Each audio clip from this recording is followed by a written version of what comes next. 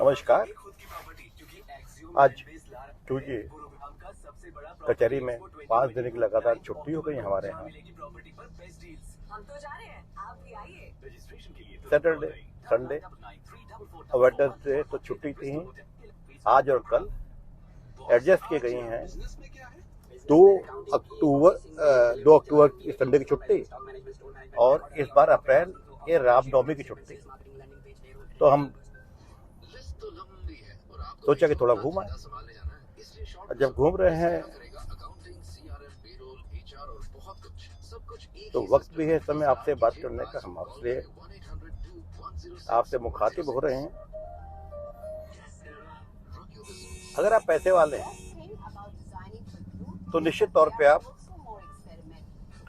7 star flats लेंगे, 7 star hotels में जाएंगे और भगवान ना करे बीमार पड़ जाए तो 7 स्टार हॉस्पिटल्स में जाएंगे, जहाँ पे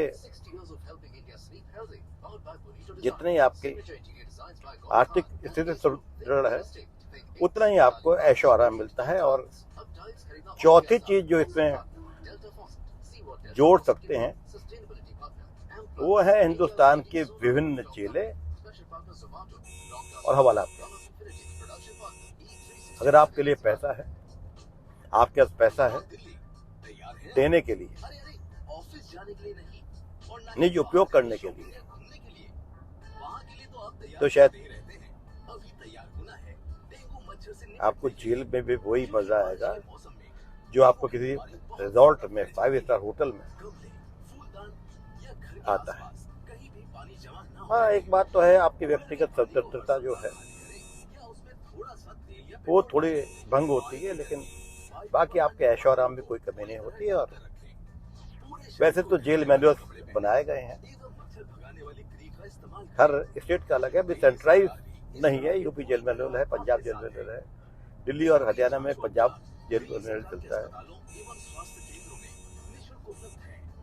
लेकिन जैसे और देश में कानून माने जाते हैं वो कानून वैसे ही जिला कारागारों में भी माने जाते हैं, चाहे वो जिला कारागार हो वो या केंद्रीय कारागार हो। वही दुनिया में जो हिंदुस्तान में और दुनिया में चल रहा है वो यहाँ चलता है। आप जब जाते हैं जेल में तो जितने बड़े आदमी हैं, जितने ज्यादा पैसे वाले हैं, जितने नामी आदमी हैं, उतना ही आपको वहाँ फिरौती वसूलने के लिए। फिरौती कौन लेता है? जिला कारागार अधिकारी का। आपको डराने के लिए पहले दिन भंडारे में जाता था। भंडारा मतलब जहाँ खाना बनता है, जहाँ क्विंटलों गेहूं वगैरह, दालें वगैरह, इधर आलू छीलने, ये छानना, पीसना, सब्जी छीलने, ये कार्य होता है। डराया जाता है कि भाई अगर आपके संबंध जेल से नहीं सही रहे अधिकारियों से तो आपको भंडारे में रखा जाएगा। फिर एक टेक्निकल वर्ड है जो हर एक कोई जानता है, गिनती कराई जाती है। और गिनती करते ही आपकी आर्थिक हैसियत देखकर। कमाल तो ये है कि हमारे अधिकांश नेता जेल जाते रहते हैं, देखते रहते हैं, उन्हें पता है गिनती कटाना क्या होता है, लेकिन आज तक किसी ने भी इसको बंद कराने का प्रयास नहीं किया, क्योंकि निश्चित तौर पे कहीं ना कहीं उनकी भी, जब वो बाहर आते हैं, जब वो राज्य बनते हैं, तो उसमें उनकी भागीदारी रहती है। फिर होता है मुलाहाजा। अगले दिन आपको मुलाहाजा किया जाता है, आपकी चोट देखी जाती हैं और आपको बैरक अलॉट कर दी जाती है। अगर आप धनाढ्य व्यक्ति हैं तो आपको अस्पताल भी दिया जा सकता है, वहाँ पे आपको अंडे, ब्रेड, दूध दिए जा सकते हैं। जब हालांकि आप पूर्णतः स्वस्थ हो तब भी आपको आराम से, जो जेल के डॉक्टर होते हैं वो जेल के अस्पताल में रेफर कर देते हैं। और आप बहुत ज्यादा रईस हैं तो आपको जिला अस्पताल में भेजा जा सकता है, प्राइवेट नर्सिंग होम में भेज देते हैं, कई बार एम्स तक भेज देते हैं, अगर आप ठीक ठाक पैसे वाले हैं। फिर यहाँ पे नंबरदार होते हैं, उनकी खिदमत करनी पड़ती है आप, क्योंकि एक तरह से देसी पुलिस जो होती है जेल में, देसी पुलिस वो होते हैं नंबरदार, जो पुराने कैदी होते हैं, जो 2/3 सजा काट लेते हैं, उनकी वर्दी पीली हो जाती है, उन्हें नंबरदार बनाते हैं। आपको कई बार तंग करने के, परेशान करने के लिए कमान में भेजा जाता है। कमान में आपको नंबरदार जो होता है जेल का, और कुछ सिपाही ले जाते हैं जेल के बाहर, खेती वेती कराते हैं, जो वहाँ के आपका एग्रीकल्चर फील्ड होती है, उनमें काम कराते हैं। अगर आपने पैसे नहीं दिए तो आपसे वो वहाँ के टॉयलेट तक साफ कराते हैं, नालियाँ साफ कराते हैं।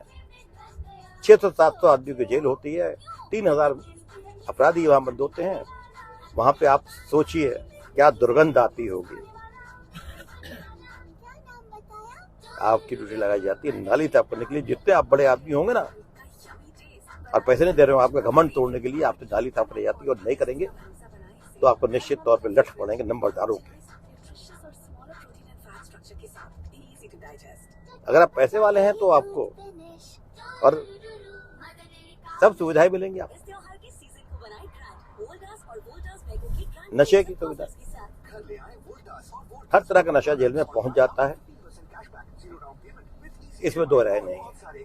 कई बार हवालाती जो तारीख पे आते हैं वो ले जाते हैं, और कई बार जो जेल के कर्मचारी होते हैं वो भी जेल में हर तरह का नशा पहुंचा देते हैं। आपको सक्षम होना चाहिए पैसे देने के लिए, बाकी जिम्मेदारी जेल अधिकारियों की। मोबाइल नंबरदार अपने पास रखते हैं। अगर आप बहुत बड़े ठीक ठाक हैं, नाम अच्छा है आपका, 2-4 लाख का इनाम बोल चुका आपके ऊपर, तो आपके पास अपने मोबाइल रखने की सुविधा होती है, जो वहाँ पे कभी भी आप नाली में गड्ढा खोद के जब तलाशी होती है, तो जब तक पता चलता है यार तो आप छुपा सकते हैं उसको। वैसे हथियार ही पहुँच जाते हैं, पता ही हुआ बागपत केस वाला जो हत्या थी मुन्ना बजरंगी की, उसके अलावा और भी वो शोले पिक्चर में होता है, हर जगह होता है, हर जेल में होता है। विक्रम धर्मपाल खतौली बैंक डकैती वाले, उनके पास भी पिस्टल पहुंच गई, तो याद होगा जब जेल तो फरारी काटी है, तो एक महिला दिखाई थी। आमतौर पर हर आदमी की जामा तलाशी होती है, लेकिन अगर विशेष आदमी हैं या आपसे जेल वाले डरते हैं तो निश्चित तौर पे आपकी तलाशी नहीं होगी, और आप सारे सामान, जितने आपत्तिजनक सामान ले जा सकते हैं। पैसे भी देने पड़ते हैं साथ में, अगर आपका नाम है, रोक है, तो वो भी काम आता है। मोबाइल जो जेल में चलते हैं उसमें कई बार जो हमारे जेल के कर्मचारी होते हैं वो अपने मोबाइल से बात कराते हैं, और शायद जो लोग बताते हैं जेल से छूट के आते हैं बताते हैं एक बार के बात करने के 100-150 रुपये एक आदमी से वसूलते हैं। सिगरेट के रेट भी बाजार से 2-10 गुने होते हैं। अंदर कुछ ठेकेदार होते हैं पुराने कैदी, बड़े अपराधी, वहाँ पे चरस गांजा वगैरह सब बेचते हैं। बाजार से 10-15 गुना ज़्यादा टाइम होता है। अगर आपको 7 स्टार का मजा लेना है तो फिर 7 स्टार की पेमेंट आपको करनी पड़ेगी। बैरक्स होती हैं, बेइंतहा मच्छर, पंखे होते हैं, टिन शेड होते हैं आमतौर पे, और जो पंखे चलते हैं तो आग उगलते हैं। आज तक ऐसी व्यवस्था नहीं की रही है। आदमी जो जेल में कैदी है उन्हें इंसान मानती नहीं सरकार। वहाँ पे मच्छर भरमार, मक्खियों की दिन में भरमार, रात को खटमल की भरमार। आपको ओडोमॉस लगानी पड़ेगी, और साथ में आपको कोई स्लीपिंग पिल्स लेनी पड़ेगी। नेट्रोवेट पुराने नाम है, मैं ये लोग लेते थे ताकि नींद आ जाए आराम से, वरना रात पर जागते रहिए और बीमार होते रहिए। अब ये मोबाइल क्यों चलते हैं जेल में? मोबाइल इससे चलते हैं, जैमर्स क्यों लगाए जाते हैं? जैमर्स ना लगाने की सबसे बड़ी वजह जो है वो लोकल जो इंटेलिजेंस वाले, पुलिस वाले, ATS, STF ये नहीं चाहते वहाँ पे लगे, क्योंकि सारे अपराधों की जननी जेल होती है। बड़े बड़े अपराधी वहीं कॉन्स्पिरेसी करते हैं, वहीं से आपके फोन लेकर के फिरौती भी ले लेते हैं, हत्याओं की प्लानिंग भी कर लेते हैं, रेके भी करवा लेते हैं, धमकियां भी दिलवा लेते हैं, गोलियां चलवा देते हैं। और उसी नेटवर्क को तोड़ने के लिए और जेल से मुखरी कराने के लिए, क्योंकि सबसे कोई अपराध कहीं होता है तो सबसे पहले पुलिस वाले कहाँ जाते हैं, चाहे STF हो चाहे ATS हो, सबसे पहले जेल में जाता है। पता है कि जेल जो है वो इंसाइक्लोपीडिया है क्राइम का। और इसके लिए पुलिस वालों को कुछ बदमाश अपराधी पालने पड़ते हैं, जैसे वो मुकदमे भी कराते हैं, उनसे पत्तीदारी भी करते हैं, गाड़ियां भी कटवाते हैं, चरस भी कटवाते हैं। ये है, तो इसलिए पुलिस नहीं चाहती कि जैमर लगे। अगर जेलों में जैमर लग जाए और सीसीटीवी लग जाए अंदर कार्यालय जो ऑफिस होता है वहां पे, तो निश्चित तौर पे अपराध में बहुत कमी आएगी। लेकिन अपराध कौन कम कराना चाहता है? अपराध कम हो गया तो फिर कईयों के व्यवसाय बंद हो जाएंगे, दवाइयां बंद हो जाएंगी, धंधे बंद हो जाएंगे।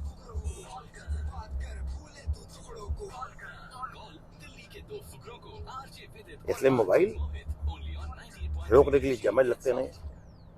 कार्यालयों में सीसीटीवी लगते, अगर सीसीटीवी लग के जेलों में तो दिख जाएगा कि कौन हवलदार जी, कौन दीवान जी या कौन बड़ा बदमाश अंदर से मोबाइल कॉल कर रहा है। और फिर अगर आप ज्यादा पंगे लिए तो अलार्म बजा देते हैं और आपको तेल लाठी। अगर आप शरीफ आदमी हैं तो पिटेंगे वहां पे, अगर आपने ऐतराज कर दिया या उगाही देने को बंद कर दिया। ये हकीकत है और हर राजनेता को पता है जो जेल जा चुके हैं, और संभवतः बहुत कम राजनेता होंगे जो जेल का आनंद नहीं ले पाए होंगे। पोस्ट ग्रेजुएट बल्कि डॉक्टरेट बल्कि डीलिट अपराधियों को जेल से मिलती है, ये सबको पता है। सबसे अहम बात यह है कि सजाएं पता ही आपको रिग्रेस इम्प्लीमेंट होती है, सिंपल होती है। सिर्फ उन अपराधियों से काम कराया जा सकता है जो सजा याफ्ता है और जिनको आ रही है रिग्रेस, सश्रम सजा मिली हो। लेकिन जेलों में हवालातियों से काम कराया जाता है। अभी बता दें, जेल मैनुअल तो सरकार भी पढ़ती होगी, नेता भी पढ़ते होंगे, जेल अधिकारी भी पढ़ते होंगे। किस कानून के अंतर्गत अंडर ट्रायल्स थे, इवन सिविल प्रिजनर्स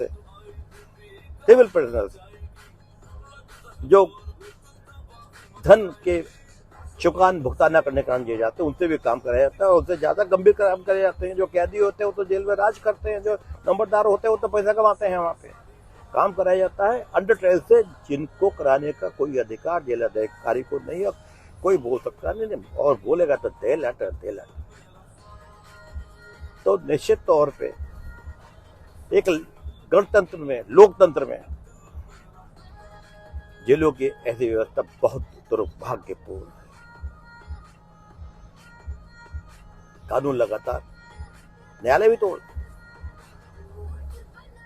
एक हवालाती को आप कैसे जेल ट्रांसफर कर देंगे? एक रूलिंग आ गई दाऊद वाली, बॉम्बे के ऑनरेबल सुप्रीम कोर्ट को, उन्होंने कहा कि नहीं जा सकते हैं।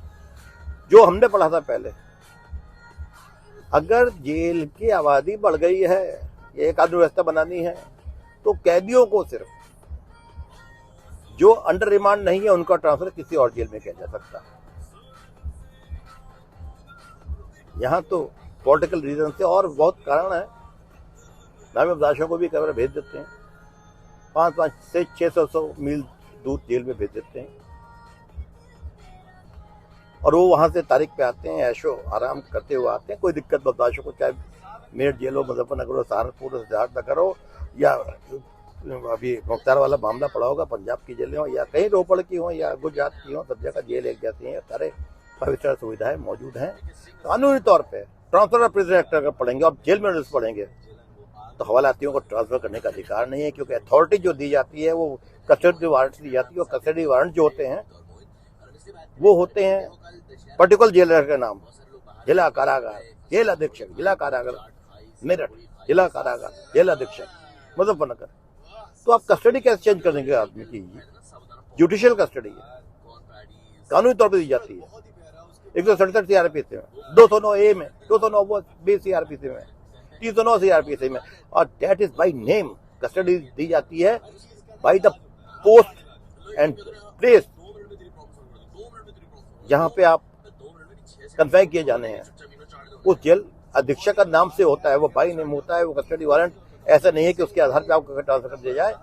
तो एक बार रिकंसिडर करनी चाहिए सुप्रीम कोर्ट को भी। दाऊद वाला केस जो है, महाराष्ट्र वाला जो केस है, मोहम्मद दाऊद वाला, निश्चित तौर पर कंसिडर करना चाहिए, क्योंकि कानून ये कहता है कि हर तारीख पे मुलजिम को 167 में विशेष तौर पे 309 में भी जब ट्रायल चली होगी, एडजॉर्नमेंट तभी तो होगा जब गवाही चल रही होगी। या तो आप वीसी वीडियो कॉन्फ्रेंसिंग को लीगलाइज कर दें, जो वीडियो कॉन्फ्रेंसिंग हो रही है मुलजिमों का बयान जो लिए जाते हैं या उनकी प्रेजेंस लूट की जाती है, वो इलीगल है मेरा मानना। फिजिकल प्रेजेंस जो आज तक जो सीआरपीसी है उसमें फिजिकल प्रेजेंस जरूरी है एक्यूज की कोर्ट में, 167 सीआरपीसी में भी, 209 सीआरपीसी में भी और 309 में भी। अब अगली बार बताएंगे, लंबी वीडियो शायद आप भी देखना पसंद ना करें कि 167, 209 ए, बी और 309 क्या है और किसका कितना पालन किया जा रहा है। धन्यवाद।